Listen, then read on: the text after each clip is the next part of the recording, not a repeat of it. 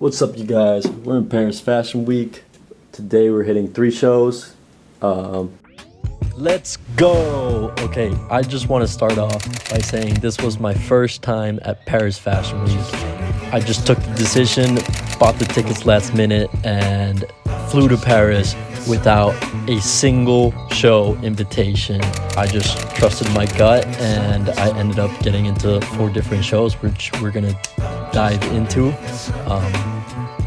First was the Kid Super show, which personally was my favorite show that I've ever attended, and it was actually Kid Super's first in-person Paris Fashion Week runway show.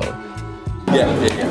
Tyga, I got your shoes. Those are fire, man. Appreciate it. The wavies. Yes, sir. What are you wearing? I got pink ones. Oh, you got the pink ones? Yeah. Wow. Those are sample only, right? You know. That's what's up. What are you wearing? Oh man, this is the kid right here. Oh, this is all Kid Super. Yeah. Nice. What's up? Thank you. Mike, congratulations on your new show. Thanks, man. What shoes are you wearing? Mary's. Oh, wow. Is this new season? Yeah, this will be out in about 8 months. Wow. Still something. Unreleased. A nice sneak peek. Thank you. This show was completely different to what a normal Fashion Week show would normally look like.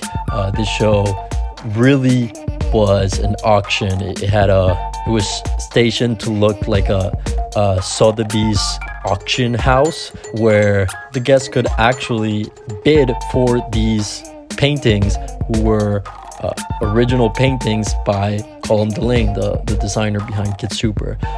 So Colm is a actual artist as well as a designer, and he took this really new approach and blended both the art world and the fashion world as his first show. It was really beautiful to see something so different, and each of the paintings were actually inspired each look. So each painting either had similar colors or the painting printed on the garments. I could tell it was a very sentimental show for Colm. He even had his dad walking in the show, which I thought was a great little touch.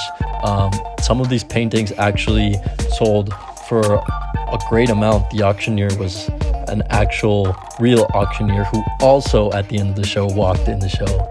Well, the actual last real painting sold for around over $200,000. Get on my right. $200,000 in a new place, ladies and gentlemen. It was insane to watch that go down. The tension in the room was real tense, and after that, the final look was absolutely incredible. They brought out this painting who actually had a model inside the painting, and her face was sticking out. And as the show ended, before the auction could finish, she walked through the painting, and the painting ripped, but it itself turned into a dress. It was really beautiful. And as this happened, the auctioneer walked down the runway as well, and an artist came out to sing while all the models gave one last turnaround, really blending music, art, and fashion all in one. It was a beautiful show. Such a creative idea and outside the box that actually this auction caused Colm to be the first fashion designer, first fashion house, Kid Super, to actually turn a profit from a runway show. See, normally runway shows lose a lot of money, millions in fact, and this guy was actually able to turn a profit, which I thought was genius. After the show, I had the chance to sneak in backstage, and where Colm was laying down just out of exhaustion. He was very nice and very chill, and allowed me to take some video, and I also caught a glimpse of the Bliss Foster interview. If you haven't seen his video on that show. Highly recommend it.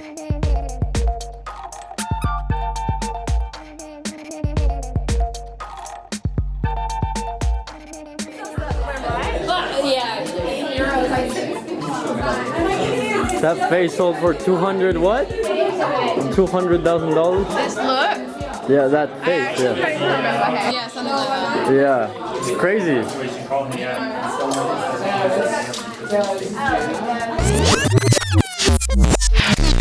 Next, we went to Craig Green, where I actually met Michelle Lamy, which was insane. I actually arrived to this show late, and so I wasn't even able to sit down with the crowd, but I caught a glimpse of the collection, and it was truly beautiful. Like, Craig Green always delivers these very abstract avant-garde shapes, and you could see it in this collection too. My favorite pieces from these collections were probably the kite looks that really, as the models walked down the runway, they had the wind accentuating them.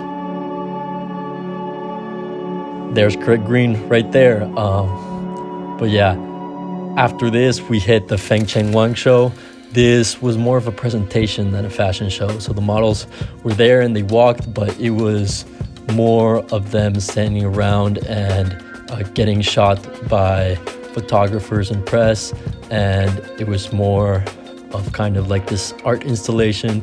They had some pretty interesting jewelry details throughout all the clothing and the looks, and had some interesting footwear design, as well as a collaboration with Nike for the footwear.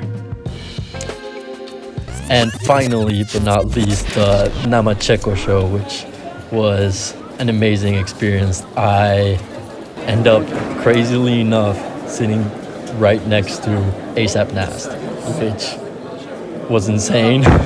First time meeting him, and quite frankly, unexpected.